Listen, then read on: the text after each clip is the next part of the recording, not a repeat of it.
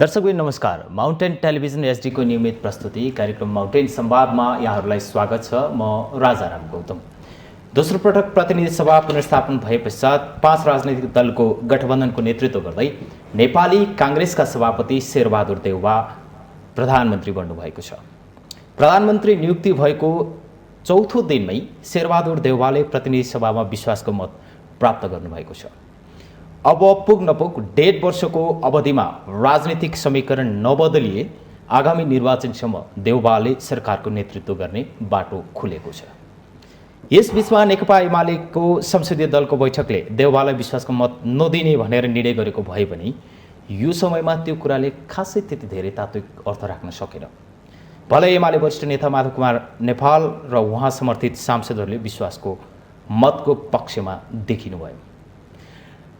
आज हामी सर्वोच्चको परमादेश पश्चात 5 राजनैतिक दलको गठबन्धनको नेतृत्व गर्दै काङ्ग्रेसको नेतृत्वमा बनेको सरकारको संसदको विश्वासको मत प्राप्त गरे पश्चात अबको नेपाली राजनीतिले लिने कार्यदिशा, आसन्न काङ्ग्रेसको 14औं महाधिवेशनबाट आउने नयाँ नेतृत्व र यसले नीतिका विषयमा नेपाली काङ्ग्रेसका नेता प्रतिनिधि सभा सदस्य प्रकाश रसाइली स्नेहीसँग माउन्टेन संवादमा रहनेछौँ।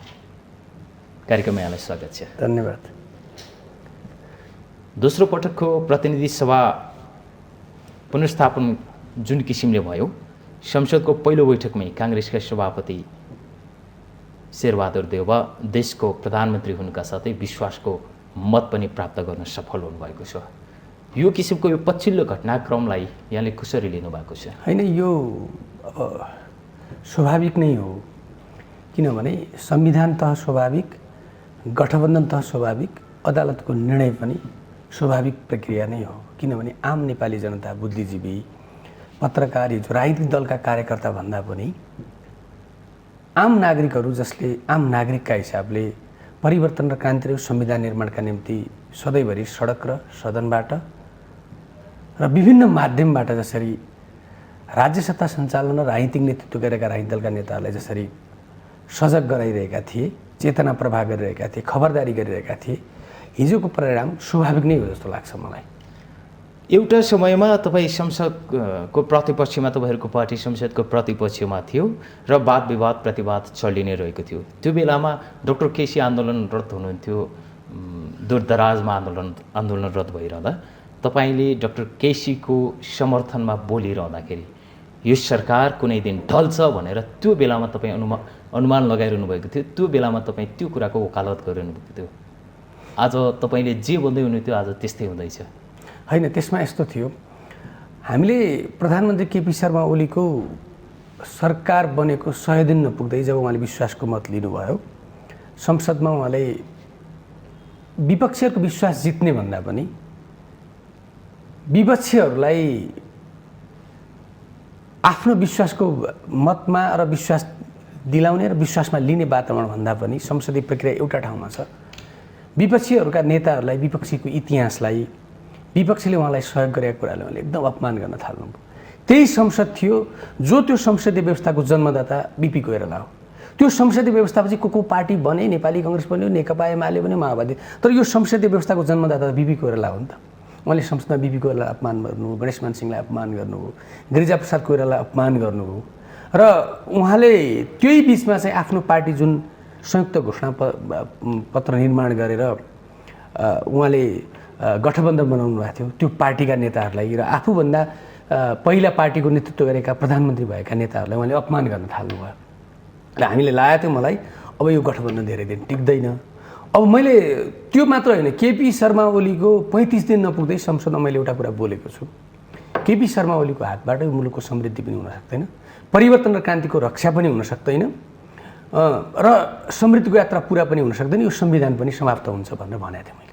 तपाईँले कम्तीमा पनि मैले संसदमा आधा दर्जन पटक त्यसको प्रारम्भ करिब करिब उहाँको कार्यकालको 35 दिन नपुग्दा अहिले पनि संसदमा त्यो रेकर्ड होला मैले बोलेको थिएँ।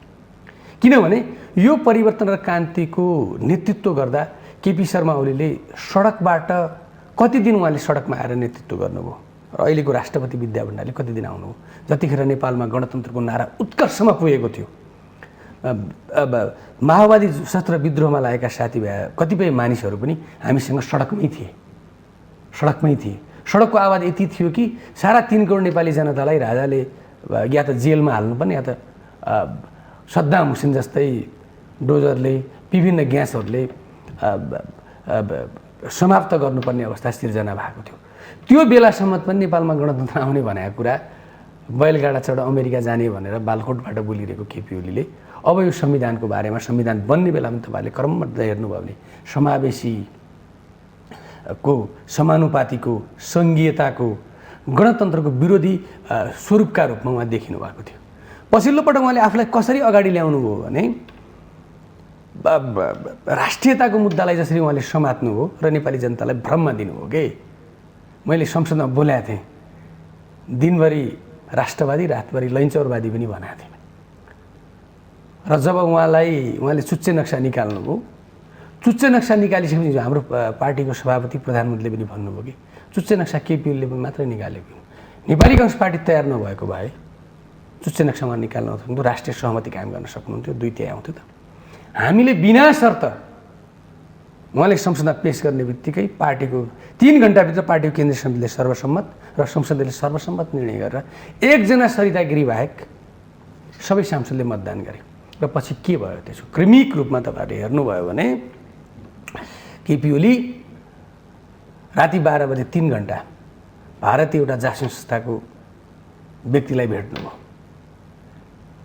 र त्यो चुच्चे नक्सा चाहिँ पाठ्यक्रमबाट नराख्न निर्देशन गर्नुभयो। पछिल्ला पटकका तपाईँहरूका गतिविधिहरूले हेर्नुभयो भने नेपालमा यस्ता राजनीतिक दलहरू पनि छन् कि आफ्नो पार्टी अफिसमा वर्षमा 3 दिन 4 दिन गएको हुँदैनन्, तर दिनमा 3 दिन एमबिसीमा जान्छन्, मिडियाले देखाइरहेको हुन्छ। काङ्ग्रेस चाहिँ त्यो कुरामा चुकेको छ र? होइन, हामी त तपाईँहरूलाई म भन्छु, हामी त्यो कुरामा हामीले हिजो हाम्रो पार्टी सभापति प्रधानमन्त्रीले पनि संसदमा भन्नुभयो सन्तुलित परराष्ट्र नीति पञ्चशील सिद्धान्तका आधारमा र भारतसँग हाम्रो रोटीबेटीको सम्बन्ध छ, धार्मिक सम्बन्ध छ। भारतका धेरै मठ मन्दिरहरूमा नेपाली धर्मावलम्बीहरू जान्छन्, भारतका धर्मावलम्बी नेपालमा आउँछन्। अहिले मानव सरोवर उत्तरतिरको नाका पनि खोल्ने कुरा भइरहेछ, चीनसँग पनि हाम्रो उत्तिकै सम्बन्ध छ। हामी सन्तुलित परराष्ट्र नीति र पञ्चशीलका सिद्धान्तको आधारमा यो देश हिस्ट्री के अरे हिस्ट्रिकल रूपमा ऐतिहासिक रूपमा हेर्ने हो भने यो देश कसैले बनाएको हो भने पृथ्वीनारायण शाहको रगत र पसिना लिएर बनाएको हो, तर यो देश कसैले जोगाएको हो भने बिपी कोइरालाले नै जोगाएको यो देश। हामी ऐतिहासिक ब्याकग्राउन्ड हेर्ने हो भने तपाईँहरूलाई थाहा छ 2033 सालमा बिपी कोइराला 8वटा राजकाज सम्बन्धी मुद्दा थिए। बिपी कोइरालालाई पूर्वी र पश्चिम पाकिस्तान बङ्गलादेश अहिलेको विभाजन भएको बेला, सिक्किम कर्लप्पै भारतले खाइरहेको बेला बिपीलाई जवाहरलाल नेहरूले तपाईँ आजीवन नेपालको प्रधानमन्त्री बन्नुहुन्छ, राजा आजीवन प्रधानमन्त्री बन्नुहुन्छ, भुटान जस्तै नेपालको परराष्ट्र नीति र रक्षा नीति हामी हेर्छौँ भनेर भनिसकेपछि बिपीले के भन्नुभयो भने बिपीले केही बोल्नु भएन। बिपीले एउटा शब्द भन्नुभयो कि मेरा पुर्खाहरू, मेरा दाइ भाइहरू भारतको स्वतन्त्र सङ्ग्रामका निम्ति लडेका हुन्, हामी जेल बस्यौँ। हामीलाई के विश्वास थियो भने उत्तरी नाकाभन्दा दक्षिणी नाका खुला छ, भारत बेलायतको उपनिवेशबाट मुक्त नभइकन भारतको सहयोग बिना नेपालमा लोकतन्त्र र शासन प्रणाली जोगाउन सकिँदैन भन्ने मनोविज्ञानका साथ भारतको स्वतन्त्र सङ्ग्रामका निम्ति कृष्णप्रसाद कोइराला, बिपी कोइराला र काङ्ग्रेसका धेरै नेताहरू जेल जीवन बिताउनु हो। तर भारत जब सत्तामा आयो नेपाललाई सिक्किम बनाउने कि भुटान बनाउने कि नेपाललाई पूर्वी पश्चिम पाकिस्तान बनाउने पछि बिपी कोइराला पटना फर्किनु हो। पटना फर्किसकेपछि बिपी कोइरालाको एउटा क्याबिनेटको वरिष्ठ मन्त्री दलित समुदायकै हुनुहुन्थ्यो र इभन इन्दिरा गान्धीलाई समेत पनि आफ्नो छोरीलाई समेत पटक पटक नेहरूले भेट्न बोलाउँदा बिपी कोइराला जानु भएन। बिपी कोइरालाले के भन्नुभयो भने नेपालको राष्ट्रियताका सन्दर्भमा राजा र मसँगै लड्छु, राजा पनि त्यही देशको राजा भने त्यो देशको नागरिक हो, म पनि नागरिक हुँ, म कसैसँग कुरा गर्दैन। उहाँले 3 पटकको उहाँलाई भेट्ने नेहरूले चाहँदा पनि बिपी कोइराला भेट्नु भएन। बिपी कोइरालासँगै आएका नेता गणेशमान सिंह, बिपी कोइराला नेपाल आइसकेपछि बाहुनको छोरा भनेर फाँसी नदिन सक्छु, तर गणेशमान सिंहलाई त फाँसी हुन सक्थ्यो नि त। बिपी कोइराला नेपाल आउनुभयो र बिपी कोइरालाले भन्नुभयो नेपालको सन्दर्भमा नेपालको राष्ट्रियताका सन्दर्भमा बिपीको घाँटी र मेरो घाँटी जोडिएको छ भन्नुभयो र नेपाल फर्किनु बिपी। अहिले पनि म भन्नु त्यही कुरालाई नेपालका वामपन्थीहरूले के भन्यो भने बिपीले त यस्तो भन्नुभएको थियो त्यसैले काङ्ग्रेस गणतन्त्रवादी होइन राजावादी नै हो भने पछि गणतन्त्रको नारा लाउँदा अहिले पनि म तपाईँकै टेलिभिजनमा भन्छु बिपीकै शब्दलाई अलिकति परिष्कृत ढङ्गले नेपालको कुनै पनि सिमानामा एउटा गिट्टी र बालुवा पनि कसैले अतिक्रमण गरेको छ भने राजा ज्ञानेन्द्रको र मेरो घाँटी सँगै छ, कमल थापाको र मेरो घाँटी सँगै हुन्छ, किनकि म बिपी कोइरालाको कार्यकर्ता हुँ। राष्ट्रियताका सन्दर्भमा शासन प्रणाली फरक कुरा हो। बिपीबाट प्रभावित हुनेहरू तपाईँ मात्र होइन, धेरै छन्। तपाईँलाई बढी प्रभाव पर्यो भन्ने कुरा ती अभिव्यक्ति र तपाईँका विगतका अभिव्यक्तिहरूले प्रश्न पार्छ। तर यहाँनिर म तपाईँलाई जोड्न चाहन्छु, तपाईँका एउटा अभिव्यक्तिले बहुतै चर्चा पाउँछ, विभेद रहन्जेल कम्युनिस्ट रहन्छन् भन्ने किसिमका अभिव्यक्ति तपाईँबाट आइरहँदा यो चर्चाका लागि मात्रै हो कि यसलाई पुष्टि गर्ने? होइन, मैले एउटा कुरा अलिकति लामो हुनसक्छ। नेपाली युवाहरूका निम्ति आज सपनाको देश, जिउँदै स्वर्ग जाने देश भन्न को भनेको छ? अमेरिका युरोपहरू। कुनै पनि नेपाली युवाहरूलाई दसैँ तिहारमा बाबुआमाले टिका लगाइदिँदै गर्दा त उत्तर कोरिया जानु त चाइना जानु भनेर भन्दैनन् कि नेपालका गरिबहरू, निमुखा जनताहरू भारतको गल्लीमा ड्युटी गर्न कि लोकतन्त्र भएको देश भारत जान्छन्। अलिकति मध्यमवर्गीय र सम्भ्रान्त परिवारका छोराछोरीले टिकट लाउँदै गर्दा, टिका लाउँदै गर्दा डक्टर बन्नुहोस् भन्दैनन्, नेता बन्नुहोस् त कसैले भन्दैन, पाइलट बन्नुहोस् भन्दैन, इन्जिनियर बन्नुहोस् त भन्दैन। त्योभन्दा अगाडि नै के भन्छन् भने टिका लाउँदै गर्दा, छोरालाई आशीर्वाद दिँदै गर्दा अमेरिका जानु भन्छन् कि नेपाली अहिले पनि अमेरिका जानका निम्ति, डिबी भर्नका निम्ति तडपिरहेका हुन्छन्। उसले डिबी पाएको दिन अमेरिकी एम्बेसीको अगाडि महाराजमा लाइन लाएर भिसा लागेको दिन जीवनको सबैभन्दा उत्कृष्ट खुसी हुन्छ उसलाई। जसरी एउटा राजनीतिक कर्मीका निम्ति देशको प्रधानमन्त्री हुँदा, राष्ट्रपति हुँदा उत्कृष्ट खुसी हुन्छ, ऊ त्यो व्यक्ति अमेरिका उसका निम्ति सपनाको देश भनेको हुन्छ। मैले यो कुरा किन भनेको हो भने अमेरिका भन्ने देश यस्तो देश हो, मैले विवाह गरेपछि सन्तान हुने क्रम सुरु हुन्छ, बच्चा होला आमाको पेटमा, त्यो आमाको पेटमा र त्यो बच्चाले कति चिज खानुपर्छ पौष्टिक आहार भत्ता दिन सुरु गर्छ। त्यो आमाले त्यो बच्चा जन्मिसके कति दिनसम्म काम गर्न सक्दिनन् र त्यो बच्चा कति दिनसम्म स्कुल जाने खर्चदेखि लिएर त्यो बच्चालाई देशको डक्टर बनाउने कि इन्जिनियर बनाउने कि साइन्टिस्ट बनाउने कि राजनेता बनाउने कि त्यो सबै राज्यले बिहोरिदिन्छ। इभन हाम्रो यहाँ दसैँ तिहार हुन्छ, त्यहाँ त क्रिसमस हुन्छ, त्यो क्रिसमसमा तपाईँ रेस्टुरेन्टमा गएर खाएको ट्याक्सी चढेको पैसा पनि राज्यले तिर्दिन्छ। तपाईँ त्यहाँका विभेदमा परेका काला जातिलाई तपाईँ कुनै कफी पसलमा गएर भन्नुभयो भने ब्ल्याक टी भन्नुभयो, तपाईँ ब्ल्याक भन्ने शब्द उच्चारण गर्नसम्म पाउनुहुन्न हो। अनि जब वृद्ध भइन्छ, डक्टर बनिन्छ, इन्जिनियरमा वृद्धाश्रममा राज्यले राखिदिन्छ। वर्षको एक दिन छोराछोरीले भेट्न आउँछन्, बुवाआमाको बर्थडेको दिन, क्रिसमसको दिन फुल दिएर जान्छन्। कोही मान्छे बिरामी भयो भने मृगौला फेर्ने कि कुन रोग उपचार गर्ने सबै कुरा राज्यले गरिदिन्छ। इभन मरिसकेपछि उसको आर्यघाटमा जल्ने होस् कि उनीहरूको के अरे इसाईहरूको अथवा क्रिस्चियनहरूको, हिन्दूहरूको जुन जुन परम्परा अनुसार छ त्यो मृत्यु पछिको खर्च पनि राज्यले बेर्दिन्छ। त्यो देशमा कम्युनिस्ट किन चाहियो? त्यसैले अमेरिकामा कम्युनिस्ट छैनन् नि, तर नेपालमा म दलित हुँ, म दलित भइराख्यो भने न कम्युनिस्टहरूले दलितका नाममा विभेद छ, हामीले भोट हाल्नुपर्छ भन्छ। अमेरिका काला जाति कम्युनिस्ट भए हुन्थ्यो नि, किन भएन? विभेदै छैन, उनीहरू कालो भएर के अर्थ छ त्यसको? नेपालमा सुकुम्बासी छन्, सुकुम्बासीलाई जग्गा दिन्छु भनेर भोट लिन्छ। दलितलाई विभेद, महिलालाई महिलामाथि हिंसा छ भने लिन्छ, मधेसीलाई मधेसीमाथि विभेद छ भने भोट लिन्छ, जनजातिलाई जनता छ भने भोट लिन्छ। तर त्यो अन्त्य भएको दिन कम्युनिस्टलाई कसले भोट हाल्छ? आज मार्क्स जन्मेको देशमा मार्क्सवाद छैन नि, जर्मनीमा किन पतन भयो? त्यहाँ लोकतन्त्र छ। लेनिन जन्मेको देशमा लेनिनवाद छैन नि, त्यहाँ किन पतन भयो? तर नेपालमा मार्क्स र लेनिनको फोटो राखेर वर्ग सङ्घर्षका नाममा कसरी बेचिरहेका छन्, मान्छेको मत कसरी बेचिरहेको छ। तपाईँ आफै भन्दै हुनुहुन्छ विभेद छ भनिरहँदा तपाईँको पार्टीभित्र पनि तपाईँ सङ्घर्ष गर्दै हुनुहुन्छ नि विभेद छ, विभेदका नाम। एउटा कुरा यस्तो हो, मेरो पार्टीभित्र छैन भन्ने कुरा होइन, तर मेरो पार्टी सत्य बोल्छ, जे बोल्छ सत्य बोल्छ। चाहे तपाईँले बिपी कोइरालाका दस्तावेज हेर्नुभयो भने हामी 14औं महाधिवेशनको पूर्व सन्ध्यामा हेरौँ, प्रथम महाधिवेशनदेखि काङ्ग्रेसको संस्थापक दुईटा काङ्ग्रेस मर्ज भएको अवस्थादेखि बिपी कोइराला एउटा दलितको छोरालाई, एउटा कामीको छोरालाई, एउटा दमाईको छोरालाई पार्टीको संस्थापक सदस्य तपाईँको पार्टीमा लाग्यो भने हामीलाई जेल हाल्छन् राजाले भन्ने बेला पनि होइन। पछि इतिहासमा तपाईँको नाम लेखिन्छ, एउटा दलितको छोरालाई महामन्त्री बनाएको। त्यसपछिका घटनाक्रम हेर्नुहोस् न, भन्ने मुक्तिको कुरा गर्ने, तर व्यवहारमा यो मुक्ति भयो भने यो पार्टी नै समाप्त हुन्छ। एजेन्डा चाहियो नि, एजेन्डा। मदन माडल के एजेन्डा थियो र? 1990 को दशकमा नेपालमा जनताको बहुदलीय जनवाद, हिजो मैले संसदमा पनि प्रतिपक्ष दलका नेता प्रदीप गेवालीले भनेको सुने कि जनताको बहुदलीय जनवाद भनेको लोकतान्त्रिक समाजभित्र जनताको बहुदलीय जनवादमा के भिन्नता छ? खास मौलिक प्रेस स्वतन्त्रता, मानवाधिकार, बहुलवाद, समाजवाद।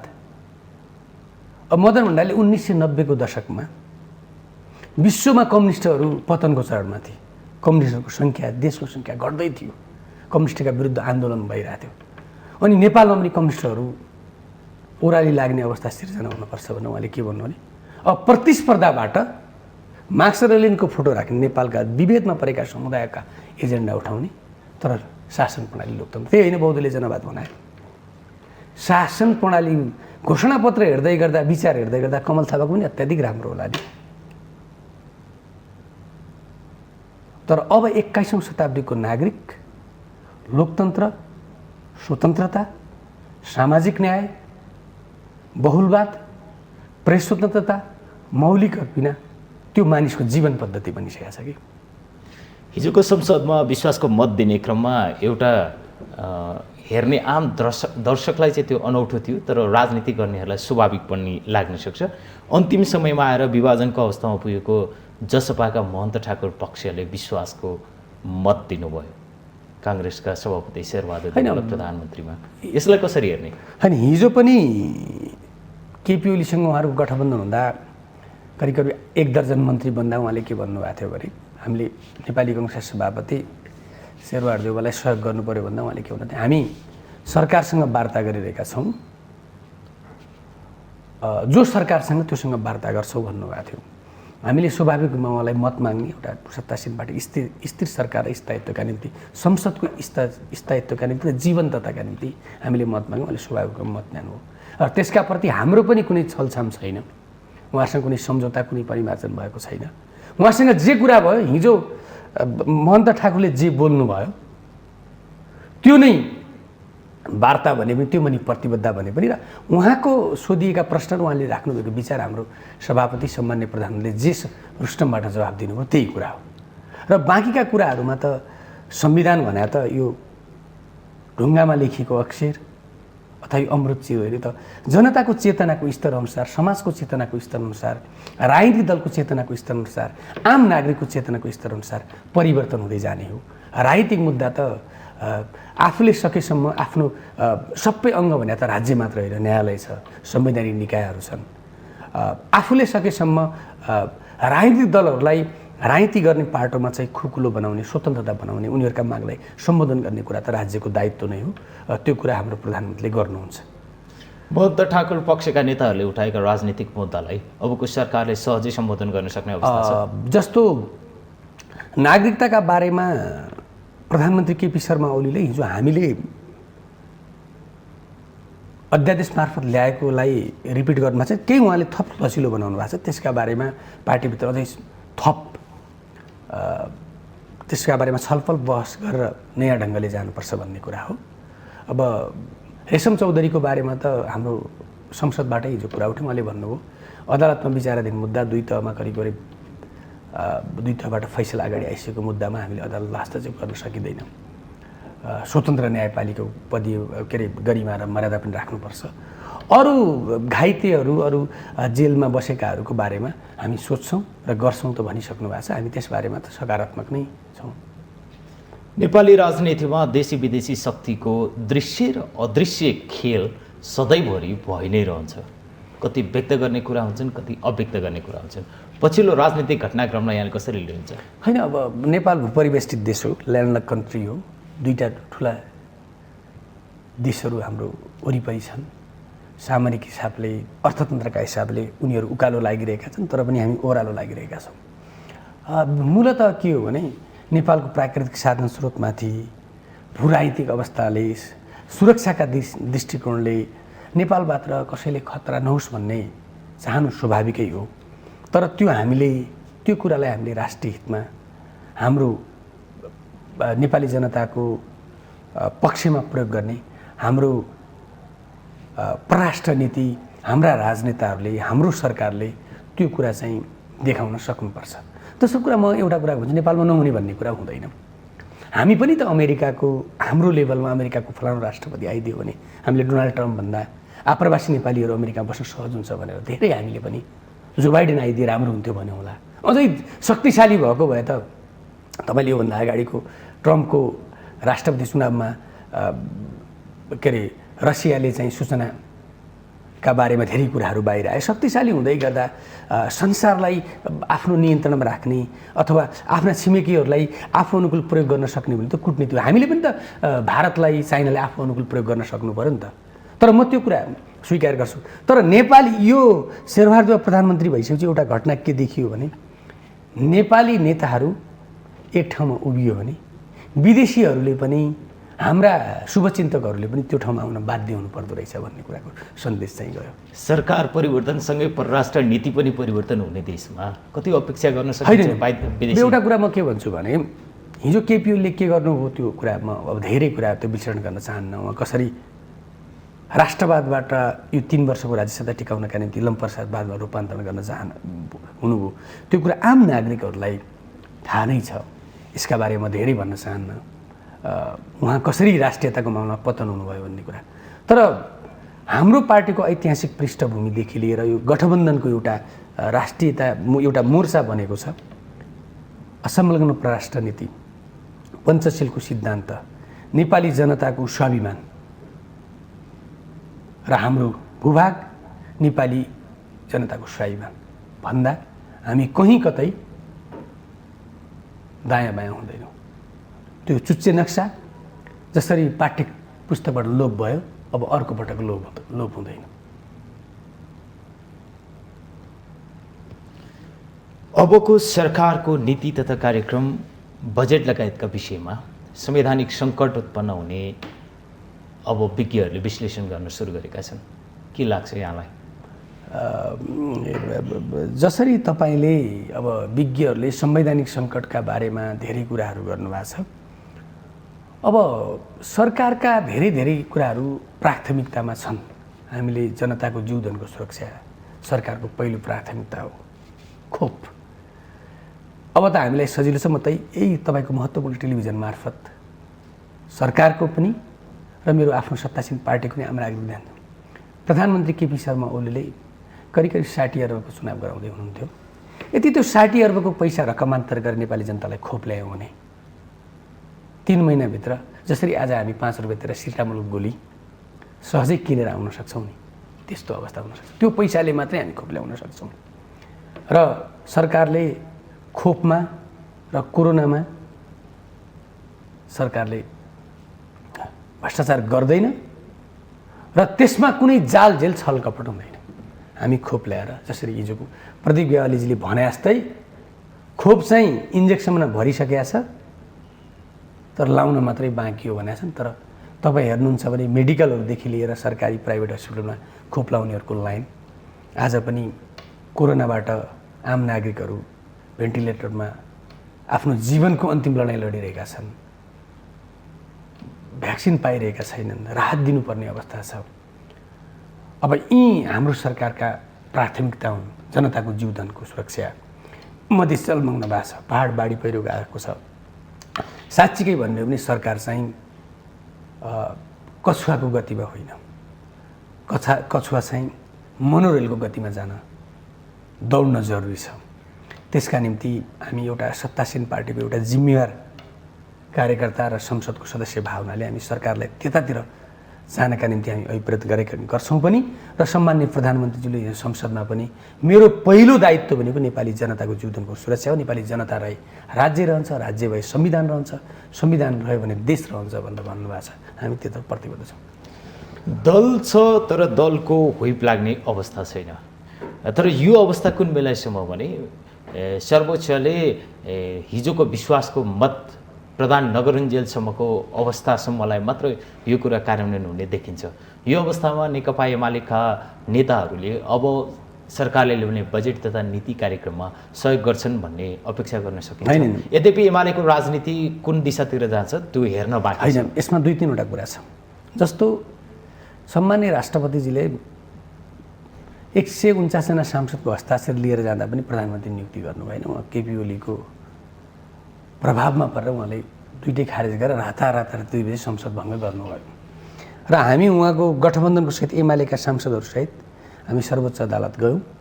सर्वोच्च अदालतले उहाँको पक्षमा फैसला गरेपछि उहाँलाई जुन संसदलाई बिउताउनुका निम्ति, जुन संविधानको रक्षाका निम्ति उहाँले 23 जनाले साइन गर्नुभयो, ती 23 जना सांसदहरू नै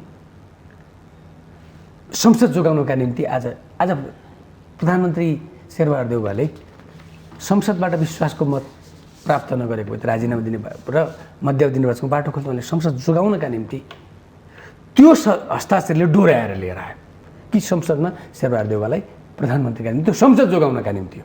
शेरबहादुर देउवासँगको गठबन्धनको एउटा पार्ट हो। अब त्यही संसद जोगाउनका निम्ति पनि उहाँहरूले चाहिँ यो सरकारका नीति कार्यक्रम हुन्, भोलि विधेयकका विषयमा चाहिँ उहाँहरूले मतदान गर्नुहुन्छ। त्यो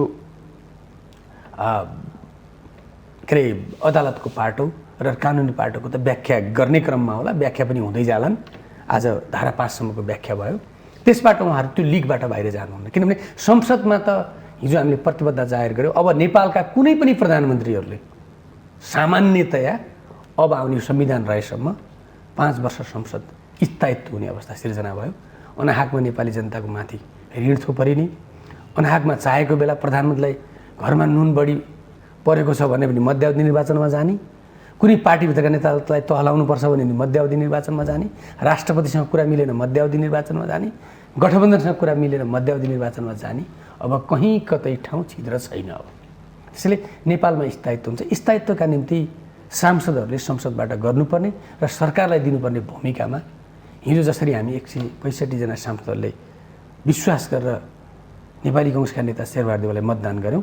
अब यो सरकार चाहिँ बाँकी अवधि पुरै चल्छ। त्यसमा चाहिँ नेकपा एमालेका माधव नेपाल समूहका सांसदहरूले पनि सहयोग गर्नुहुन्छ, त्यसमा कुनै दुई मत छैन।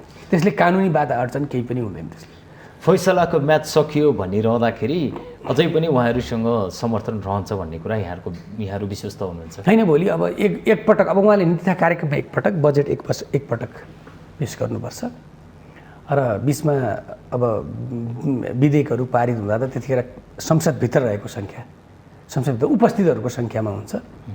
त्यसमा त अब तपाईँहरूले चाहिँ मधेसवादी दलहरूसँगै अहिले अब जसपा हामीसँग छन् 32 जना सांसदहरू, माधव नेपाल समूहको सांसदहरू छँदै हुनुहुन्छ। हामीसँग पर्याप्त करिब 2/3 सरकार को नजिकमा हामी 60% भन्दा माथि करिब 61% को सरकार, 61% संसदको सङ्ख्याको सरकार हो। त्यसैले अब सरकार भन्दा पनि सरकारले कसरी राम्रो गर्ने र कसरी जनताको जीवनको सुरक्षा गर्ने, कसरी सुशासन ल्याउने, कसरी भ्रष्टाचार मुक्त समाज र राष्ट्रको राज्यको निर्माण गर्ने, कसरी मूल्य वृद्धि नियन्त्रण गर्ने, कसरी जनता लोकप्रिय हुने, कसरी जनताको विश्वास आर्जन गर्ने, कसरी भरोसायुक्त पार्टी र सरकार बनाउने कुरा भने हो। अब यो संसदको पाठ सकियो। तपाईँले आज मिडिया, राष्ट्रिय मिडियाहरू, तपाईँहरू जस्ता मिडियामा पनि हेऱ्यौँ, संसदको 1.5 वर्षको आयु बाँकी अवधि सुनिश्चित भन्न हामीले ल्यायौँ। त्यसमा पनि के अरे पत्रकार मित्रहरूले एकदम विश्लेषणसहित गहिराई संविधान, अदालतको फैसला, परिवर्तन र क्रान्तिको भावनाअनुसार नै त्यो न्युजहरू हेरिएका छन्, लेखिएका छन्। अब तपाईँहरूले पढ्नु होला 165 पानाको करिब फैसला हेर्दै गर्दा पनि अब यो संसद विघटन हुने सम्भावना न्यून रहन्छ। नेपाली काङ्ग्रेसको आसन्न 14औं महाधिवेशन नजिकै गर्दाखेरि तपाईँहरूकै पार्टी सभापति शेरबहादुर देउवा देशको प्रधानमन्त्री बन्नु भएको छ। उहाँसँग जिम्मेवारीमाथि थप जिम्मेवारी थपिएको छ कि उहाँ आफै उम्मेदवारको पनि घोषणा गर्नुभएको छ। यो समयमा काङ्ग्रेसको आन्तरिक राजनीति अलिकति ओझेलमा परेको होइन? होइन, यसमा 2-3वटा कुरा छन्। हेर्नु, मलाई के लागेको छ भने अब पार्टीभित्र हाम्रो आन्तरिक द्वन्द्व त छँदै छैन, सत्ताका निम्ति आन्तरिक द्वन्द्व त छैन। खालि महाधिवेशनलाई कसरी विधि प्रक्रिया सम्मत पुर्याउने भन्ने कुरा हो। कुनै पनि अब अहिले के छ भने क्रियाशीलबाट कसलाई वञ्चित गर्ने भनेको होइन।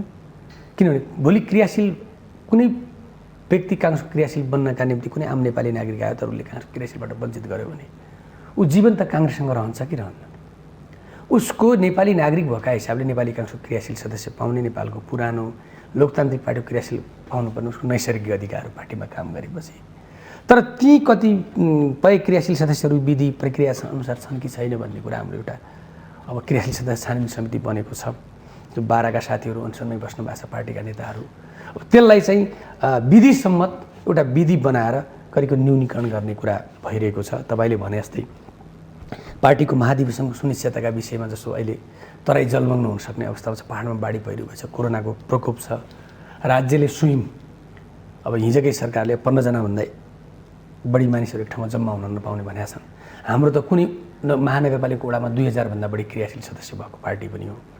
अब त्यसलाई कसरी लिएर जाने, अब संविधानमा संवैधानिक सङ्कट पनि छ, हामीले त्यसलाई पनि कसरी लिएर जाने भन्ने कुरा विश्लेषण व्याख्या सबै समस्याहरूलाई र चुनौतीहरूलाई एक ठाउँमा राखेर महाधिवेशनलाई कसरी व्यवस्थित गर्ने, कसरी लिएर जाने र जनताको जीवनसँग जोडिएको बाढी पहिरो, कोरोना, तराईमा हुने जलमग्न र संवैधानिक सङ्कटलाई एउटा बास्केटमा राखेर विश्लेषण गरेर अब अगाडि बढ्नुपर्छ, त्यति कुरा हो।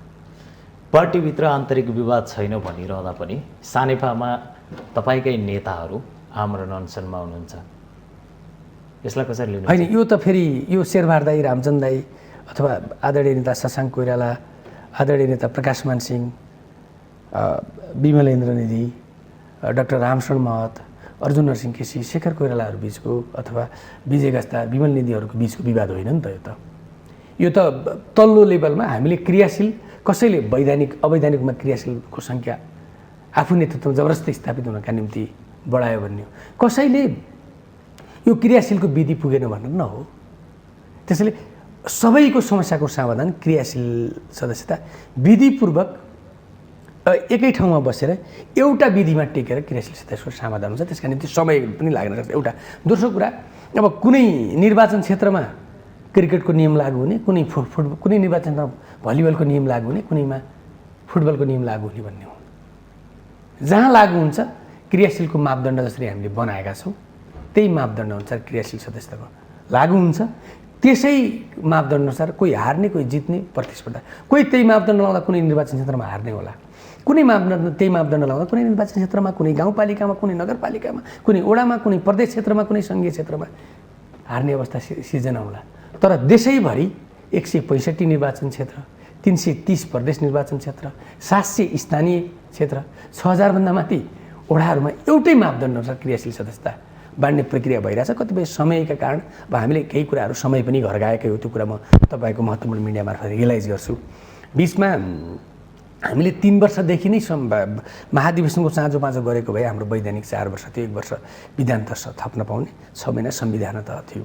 हामीले त्यसमा चाहिँ अलि गरेनौँ। पछि बिचमा अब हामी निर्वाचन पनि भयो, निर्वाचनमा नराम्रोसँग पराजित पनि भयौँ। पराजित भएपछि त्यो पराजित मानसिकतालाई, पार्टीका कार्यकर्ताको भावनालाई, मनोबललाई उच्च राख्नका निम्ति देशैभरि जागरण अभियानहरू सञ्चालन पनि गऱ्यौँ। तर पछिल्लो पटक के भइदियो भने अब कोरोनाका कारणले अब करिब 6-7 महिना त अहिले र पहिलाको पिरियड जोड्दाखेरि कोरोना पनि भयो। जनताको जीवनको सुरक्षा नै ठुलो कुरा भयो। यत्रो संविधानमाथि प्रतिगमन हुँदै गर्दाखेरि पनि सडकमै आउन नसक्ने अवस्था भयो नि त। त्यसैले गर्दाखेरि पनि यसले गरेको छ। तर उपयुक्त समयमा अब म यही 12 गतेको मितिमा त भन्न सक्दिनँ, त्यो टाइम त सम्भावनै छैन। पार्टीका पदाधिकारी, पार्टीका शीर्षस्थ नेताहरू मिलेर कहिले गर्दा उपयुक्त हुन्छ, संवैधानिक सङ्कटलाई कसरी सम्बोधन गर्ने र पार्टीको चाहना र पार्टीलाई नयाँ जीवन दिनका निम्ति पार्टीमा बाहिर देखिँदै गर्दा, सर्फेसली हेर्दै गर्दा को सभापति बन्ने, कुन गुटको बन्ने, कसरी सहमति कायम गर्ने, को केन्द्रीय सचिव, को महामन्त्री, को उपसभापति, को प्रदेश सभापति, को जिल्ला सभापति भन्ने होला। तर तीले मात्रै पार्टीले नयाँ जीवन प्राप्त गर्दैन। पार्टीको वैचारिक कुरा, पार्टीको आर्थिक दृष्टिकोण, पार्टीको राष्ट्रनीति परिवर्तन हुँदै गएको अवस्था, यी दस्तावेजहरूले पनि पार्टीका नेताहरू, पदाधिकारी, सभापति हुने नेताहरूको ल्याउने नीति तथा कार्यक्रम, उसको दृष्टिकोण पार्टीलाई कसरी अगाडि लिएर जान्छ भन्ने र पार्टीका कार्यकर्ताहरूको विचार दृष्टिकोणलाई सम्बोधन गरेर कसरी अगाडि बढ्छ भन्ने कुरा महत्त्व। व्यक्ति परिवर्तनले मात्र सोच परिवर्तन, नीति परिवर्तन, दृष्टिकोण परिवर्तन आर्थिक, राजनीतिक, सामाजिक, राष्ट्रनीति यी दृष्टिकोणले धेरै कुरा अर्थ राख्छ। धेरै मतहरू त्यसरी पनि भोलिका दिनमा प्रभावित हुन्छन्। आफूलाई लोकतन्त्रको हिमायती भन्ने प्रजातन्त्रका नारा ल्याउँदाखेरि प्रजातन्त्रको स्थापनाका लागि महत्त्वपूर्ण भूमिका खेलेको यति ठुलो देशको पार्टी, राजनीतिक आन्दोलनको सबैजसो राजनीतिक आन्दोलनको नेतृत्व गर्ने पार्टीमा एउटा साधारण क्रियाशीलको लागि तपाईँहरू आमरण अनसनसम्म बस्नुपर्ने वातावरण बनाउनुहुन्छ। यसको जिम्मेवारी तपाईँहरू होइन? होइन, यसको जिम्मेवारी हामी पनि हौँ। तर अब यसलाई मैले यथार्थ कुरा तपाईँहरूलाई बोलिदिनुपर्छ। अब हाम्रो पार्टीमा के हुन्छ भने ओडादेखि टोलदेखि अधिवेशन कमिटी भनेको छ हाम्रो विधानमा। टोल एउटा नगरपालिकाको ओडा होला, महानगरपालिकामा टोल कमिटीहरू हुन्छन् अनि त्यसपछि टोल कमिटीहरूबाट फेरि ओडा कमिटी हुन्छ। किनभने भइरहेको ओडा अध्यक्षले आफ्नो विकल्पमा प्रतिस्पर्धा हुन्छन् अर्को वडा अध्यक्ष नहोस् भन्नका निम्ति उसले चाहेर नचाहेर अवैधानिक रूपमा गरेर आउँछ। अनि उसले 100 जना बनाइदियो भने अनि गाउँपालिकाको, नगरपालिकाको, उपमहानगरपालिका, महानगरपालिकाले अध्यक्षले आफू कसरी सबै वडाबाट बलियो भएर फेरि सभापति बन्ने भन्नका निम्ति विभिन्न बाटोबाट, विभिन्न विकल्पको बाटोबाट, त्यसै गरी क्षेत्रीय प्रदेश क्षेत्रीय सभापतिले, सङ्घीय निर्वाचन क्षेत्रीय सभापतिले आफूलाई केन्द्रमा राखेर उनीहरूले निर्णय गरेको। तर त्यसको सत्य तथ्य के हो र कुन विधि प्रक्रियामा हो, जसरी ओडाले निर्णय गरेर, टोलले निर्णय गरेर, ओडाले निर्णय गरेर, गाउँपालिका नगरपालिकाले, गाउँपालिका नगरपालिकाले, प्रदेश क्षेत्रले, प्रदेश क्षेत्रबाट सङ्घीय निर्वाचन क्षेत्रले, सङ्घीय निर्वाचन क्षेत्रले के अरे जिल्लाले, जिल्लाबाट केन्द्रमा पठाउने जो हाम्रो प्रक्रिया छ, त्यो प्रक्रियालाई हामीले टेकिहाल्यो भने समस्या समाधान हुँदै जान्छन्। कहीँ न कहीँ त्यो कहीँ क्षेत्रीय सभापतिले बदमासी गरिदिने, एग्रेसिभ थपिदिने, कहीँ ओडाले नै पार्टीमा नभएको मान्छेलाई पनि अथवा आफू बलियो हुनुको लागि एउटै घर परिवारका मानिसहरू, आफ्नै परिवार, विविध कारणले कहीँ कतै आफ्ना विरोधीहरूसँग पनि क्रियाशीलै नवीकरण नगरिदिने त्यस्ता समस्याहरू आएका छन्। निरन्तर छलफलमा हुनुहुन्छ। अहिले साँच्चीकै भन्ने हो भने म पनि क्रियाशील सदस्यका छानबिन समितिका सदस्यज्यूहरूसँग, नेताहरूसँग सम्पर्कमै छु। कहिले कहिले त 21 घण्टा 22 घण्टा पनि काम गर्नुभएको छ उहाँले। एकातिर क्रियाशील विवाद गरेर अनसनमा बस्ने नेताहरू, त्यो पनि गाउँ स्तरका नेताहरू त्यहाँ आइपुग्नु भएको छ सानेपासम्म भने, अर्कोतिर पार्टीको सभापतित्व गर्छु, अबको नेतृत्व लिन्छु भनेर पहिलो, दोस्रो र तेस्रो पुस्ताकासम्मका नेताहरू आइपुग्दा उहाँहरूको बैठक र भेटघाट कस्तो देखिन्छ भने महाधिवेशन प्रतिनिधि चाहिँ मेरो कोर्टको खल्तीमा छ, त्यो कारणले यति म यहाँ बुझाउँछु, यहाँ तपाईँलाई जिम्मा लाउँछु र नेतृत्व म लिन्छु भनेर सौदाबाजी गरेको चाहिँ बाहिर देखिन पाइन्छ। अनि यसलाई यस्तो भनौँ, अब नेपालमा पछिल्लो पटक हामीले 17 साल पछि 46 साल पछि आयौँ। अब अलिकति 46 साल पछि अहिलेको परिस्थितिमा अलिकति राजनीतिक संस्कारगत रूपमा अलिकति राम्रो हुँदै आएको जस्तो लागेको छ मलाई। पहिलाको जस्तै अवस्थामा छैनन्। अब डरले पनि पहिलाका संस्कारहरू, सुरा सुन्दरीका काण्डहरू हुन्नन्। पार्टीमा एकअर्काको हिजो कस्तो थियो भने ओल्लो घर काङ्ग्रेस हुँदा पल्लो घर कम्युनिस्ट हुँदा बोलचालकै अवस्था थिएन। अहिले बोलचालमा बिहा व्रत बन्धमा जाने आउने जाने परम्परा गाउँमा सुरु भएको छ। त्यो राम्रो संस्कारको कुरा हो होइन? हिजो नाता पाता नै नलगाउने अवस्था सिर्जना भएको थियो नि त।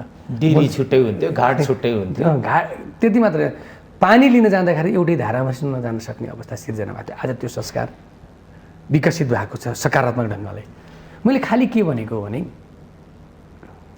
अब लोकतान्त्रिक पार्टीहरूभित्र गुट त हुन्छ नै, समूह नै हुन्छन्। हिजो बिपीसँग जो जेलमा बसे, बिपीको विचारसँग जो पराइदिए बिपीसँगै लाग्थे।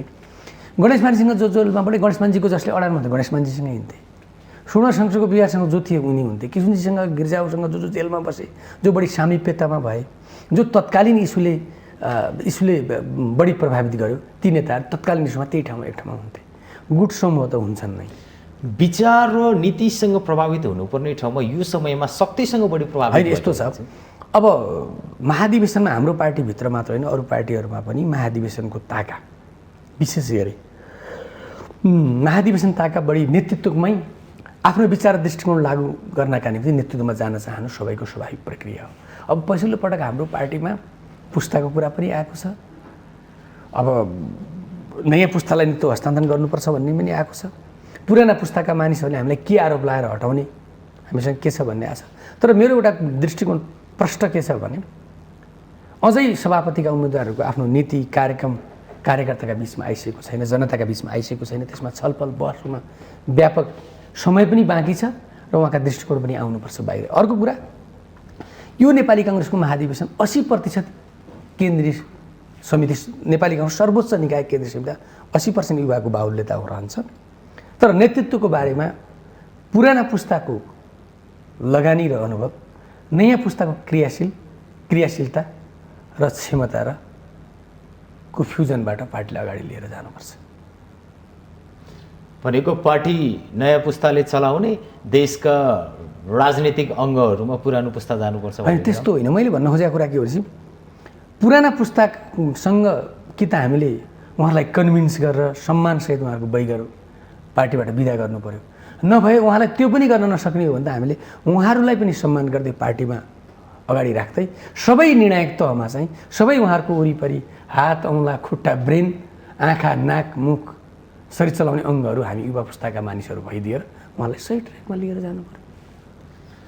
सुदूरपश्चिमको बझाङबाट पार्टीमा जबरजस्त भूमिका यहाँको प्रदर्शन भएको पछिल्लो समयमा हामीले देख्न पाउँछौँ। यद्यपि संसदमा तपाईँको अनुहार नयाँ थियो, तर पछिल्लो समयमा तपाईँले दिएका अभिव्यक्ति र विचारबाट प्रभावित हुनेहरूको सङ्ख्या पनि राम्रै बढ्दै गएको हामीले देख्न सक्छौँ। यहाँले प्रतिनिधित्व गर्नुभएको संसदमा जुन ठाउँबाट जुन तरिकाले यहाँ संसदभित्र छिर्नु भएको छ, त्यो समुदायप्रति यहाँले गर्नुभएको कामलाई कसरी लिनुभएको छ र यसलाई अवसर र चुनौतीको रूपमा कसरी हेर्नुभएको छ? होइन, मैले एउटा सामान्य परिवारबाट, त्यो पनि एउटा समुदायबाट जन्मिएको मानिस, अब देशको एउटा विधायिक अधिकार भएको पार्लियामेन्टको सदस्य हुन पाएँ र पार्टीले पनि मलाई सही ढङ्गले मूल्याङ्कन गरेर सांसद बनायो र म सामान्य स्कुल विद्यार्थी जीवनकालदेखि नै राजनीति गरेर आएको हुँ। पार्टीमा काम गरेँ, विद्यार्थी सङ्गठनमा काम गरेँ, केन्द्रीय समितिको नेतृत्वमा बसेर काम गरेँ, पार्टीको नेपाल दलितसँग बसेर केन्द्रीय नेतृत्वमा बसेर मूल नेतृत्वमा बसेर मैले काम गरेँ। मैले खालि के भन्छु भने हामीले नीति निर्माण तह र ऐन कानुन बनाउँदा हाम्रो समुदायका मानिसले बढी सजग हुने कुरा हो। जसो हामीले अहिले हाम्रो समुदायका मानिसहरूले संविधानमा लेखेका कुराहरू पनि पाएनौँ। अन्त पछिल्लो पटक भन्ने हो त ओलीको सरकार बनिसकेपछि दलितहरूमाथि नै ठुलो प्रतिगमन भयो। लोकसेवा आयोगको कोटा घटाइयो, सेना प्रहरीको कोटा घटाइयो, दलितहरूलाई दिइने बजेट समेत घटाइयो। अब अहिले त के भएको छ भने भइरहेका दलितहरूका जातीय विभेद घटनाहरू, तपाईँले काठमाडौँ अस्ति सुन्नुभयो एउटा रूपा सुनारको घटना, भइरहेका कानुनको प्रभावकारी कार्यान्वयन नगर्ने अनि कानुनहरूका साङ थप्दै जाने अनि जातीय विभेद अन्त्य कहिले पनि नहुने अनि जातीय विभेदका नाममा चाहिँ कम्युनिस्टमा भने भोट मागिरहने, त्यो कायम रहोस्, कायम रहेछ भोट लिइरहन्छौँ। सकियो भने त अमेरिका युरोप हुन्छ, को कम्युनिस्टमा लाग्छ र भन्ने मनोविज्ञान जो राज्यको हिजोका राज्यहरूको चरित्र थियो। अहिलेको हाम्रो प्रधानमन्त्री उहाँले राष्ट्रिय दलित आयोग पनि बनाउनु हो, दलित विकास समिति पनि बनाउनु हो। उहाँ आफै त्यो समाजमा जन्मिएको मानिस जहाँ सबैभन्दा बढी दलितलाई सुदूरपश्चिममा पीडित र प्रताडित हुने र बाहुन क्षेत्रले बढी पीडक बनाउने ठाउँ हो। त्यो पनि उहाँले अनुभूति गरेर गर्नुभएको छ र हामी भन्छौँ उहाँले दलितका विद्यार्थीलाई गिरिजाप्रसाद कौरले छात्रवृत्ति दिने धेरै राम्रा राम्रा कामहरू गर्नुभयो, निःशुल्क ब्याज दिने, विदेश जान सक्ने अवस्था, प्राविधिक शिक्षामा आरक्षणको व्यवस्था गर्नु। ती भइरहेका कानुनहरूको अहिलेको दलितको समस्या के भने भइरहेका कानुनहरूको प्रभावकारी कानुनहरू तपाईँले देख्नुभयो नि, देशको मन्त्री झन्डावाल गाडीमा लिएर अपराधमा अनुसन्धानमा रहेको एउटा महिलालाई आफ्नो गाडीमा हालेर शानसहित हिँड्ने, यो कतिको दलितमाथिको प्रतिगमन हो, कतिको संविधानमाथिको प्रतिगमन हो, कतिको ऐन कानुनमाथिको प्रतिगमन हो। दुःखद कुरा हो नेपाली समाजको। यसले त धेरै ठुलो भोलिका दिनमा विद्रोह जन्माउँछ। तपाईँका केही अभिव्यक्ति कहिलेकाहीँ सिधै राष्ट्रपति समक्ष पनि राष्ट्रपतिमाथि नै तपाईँले केही असन्तुष्टिहरू व्यक्त गर्नुहुन्छ। देशको यति गरिबिलो संस्थामाथि औँला उठाउनु पर्ने त्यस्तो केही कारण देख्नु भएर? होइन, म तपाईँलाई एउटा कुरा म गम्भीर कुरा भन्छु कि उहाँले 21 घन्टाको एउटा पछिल्लो घटनाको एउटा कडी मात्रै, उहाँले 21 घन्टाको टाइम माग्दै गर्दा म काठमाडौँमै थिएँ। मेरो जिल्ला बझाङबाट त्यतिखेर लकडाउन थियो, प्लेन चलेको थिएन, बन्द थियो। प्लेन भएको बेला आउँदै गर्दा 12 घन्टा गाडीमा हिँडेर करिब 1 घन्टा 10 मिनटदेखि 1 घन्टा 20 मिनट टाइममा फ्लाइट हुने हो भने 14-15 घन्टामा काठमाडौँ आइन्छ। प्लेन नचलेको अवस्थामा मेरो आफ्नै गाडी हुँदा पनि, पब्लिक गाडी आफ्नै गाडी हुँदा पनि 40 देखि 41 घन्टा लाग्छ। दार्चुलाको सांसद काठमाडौँ आइपुग्दा 50 घन्टा जति लाग्छ होला। ताप्लेजुङको सांसद काठमाडौँ आइपुग्दा गाडीमा आउँदै गर्दा त्यही 36 देखि 40 घण्टाको बिचमा लाग्छ। अनि भनिएको छ भने धारा 5ले संविधानको संसदको कुनै पनि सदस्य प्रधानमन्त्री हुने अधिकार छ। उसले प्रधानमन्त्री बन्नका निम्ति राजनीतिक दलसँग कुरा गर्नुपर्छ, इन्डिभिजुअल हरेक सांसदसँग कुरा गर्नुपर्छ। 136 जना त पुर्याउनुपर्छ नि त। संसद आह्वान गर्दै गर्दा कहिले पनि राष्ट्रपतिले 1 हप्ता अगाडि गर्ने हाम्रो प्रचलन हो, किनभने जिल्लामा हुन्छन् सांसदहरू भनेर। 21 घण्टाको समय दिएर प्रधानमन्त्री केपी शर्मा ओलीसँग मिलेर एक पटक होइन 100औं पटक त्यो संविधानलाई टोयलेट पेपर बनाउन मिल्छ राष्ट्रपतिले? त्यो त 17,000 नेपालीको शस्त्र द्वन्द्व मारेका नेपालीहरूको सपना हो। त्यो बिपी कोइरालाले बोकेको सपना हो। 22 दिने जनआन्दोलनमा बगेको सडकको सपना हो। रगतको ती दर्जनौं शहीदहरूको सपना होइन। त्यो संविधान माथि प्रतिगमन गर्दै गर्दा त्यो आन्दोलन, त्यो रुकुम रूपमा एम्बुसमा परेर मारिएका नेपाली, चाहे सेना हुन्, चाहे प्रहरी हुन्, चाहे सशस्त्र विद्रोह नेपाली दाजुभाइहरूलाई सम्झिनु पर्दैन राष्ट्रपतिले? 275 जना मध्ये म केपी ओलीको अनुहार बाहेक कसैलाई प्रधानमन्त्री बनाउन पाइन्न। 1 अनुसार पनि ओली, 2 अनुसार पनि ओली, 3 अनुसार पनि ओली, 4 अनुसार पनि ओली, 5 अनुसार पनि ओली।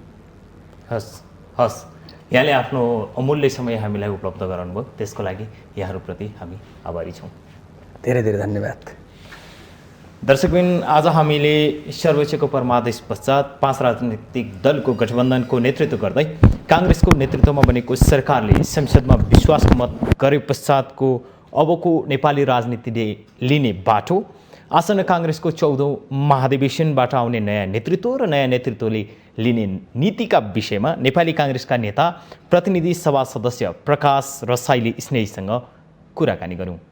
भोलि फेरि नयाँ विषयवस्तु र नयाँ व्यक्तित्वका साथ उपस्थित हुने नै छौँ। तबसम्मका लागि हेर्दै रहनुहोला माउन्टेन टेलिभिजन HD। नमस्कार।